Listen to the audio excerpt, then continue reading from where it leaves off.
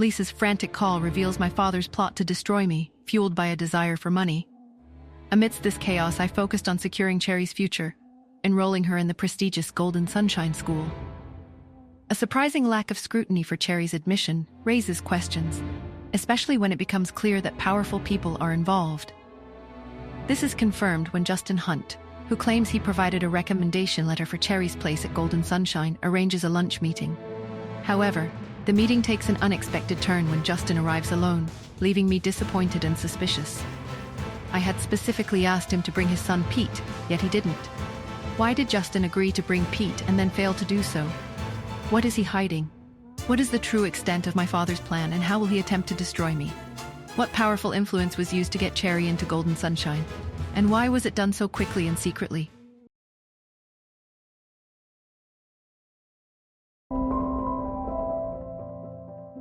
Where's your son, Mr. Hunt?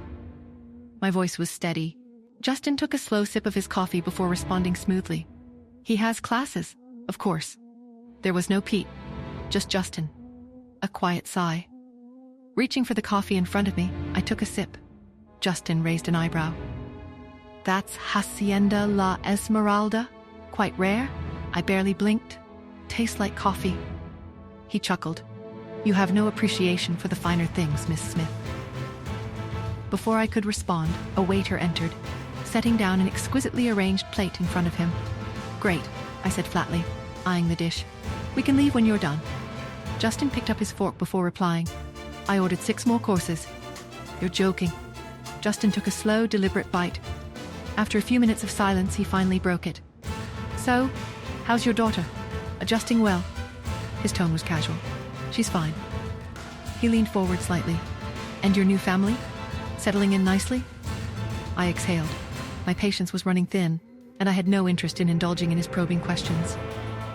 These are all boring questions, Mr. Hunt. Justin smirked. Oh? What would you rather discuss? My gaze flickered to the bottle of wine on the table. Without breaking eye contact, I reached for it, spinning it between my fingers. Let's play a game, I said smoothly. Let's play truth or dare. There's no need for games. You can just ask, Miss Smith. I leaned forward slightly. Okay, how did you and Pete's mother come to have him, Mr. Hunt? The smirk faded from Justin's lips. For the first time during the entire meal, his voice carried a warning edge. Be careful with your questions, Miss Smith. Justin sat across from me, completely focused on his meal, deliberately ignoring me. I leaned forward slightly. Do you still talk to Pete's mother? He didn't even flinch. His fork moved smoothly from plate to mouth, as if I hadn't spoken at all. I watched him carefully before pressing further. How did you two meet? Still, nothing. Come on, Justin. My voice remained light. She must have been someone special. Justin suddenly slammed his fork down. Stop with these questions, please. Silence. Then his voice came again, firmer this time. I don't want to talk about that horrible woman. I didn't respond. Then his gaze lifted to mine, cool and calculating. What about your daughter's father? A slow smile curled my lips. Cherry's father? Unfortunately, there's something wrong with his brain. Justin frowned. He's kind of an idiot, I said casually. Goes on and on about fighting and killing people every day. And he thinks that every woman in the world owes him something. Gets mad at people for no reason. Since he called Pete's mom a horrible woman, it's only fair I curse him a little too, right? An eye for an eye. I smirked internally, but Justin's frown deepened. Something wrong with his brain? He repeated. Can't you treat him? I waved a hand dismissively.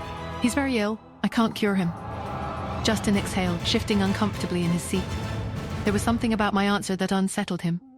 His next words came out more hesitantly. Why did you have a child with him? I suppressed a laugh. Who knows? I said, tilting my head as if the thought hadn't occurred to me before. Maybe God thought he shouldn't be left without an heir. Justin scoffed, his voice laced with sarcasm. So you were pretty much just doing charity then? Leaning forward, he smirked. After all, apart from you, he probably won't be able to find any other woman for the rest of his life. I rolled my eyes, pushing my plate aside. I'm full, Mr. Hunt, you. Suddenly, Justin's phone rang. He answered. Yes, any updates? Good. Get me all the details on that property in Manhattan.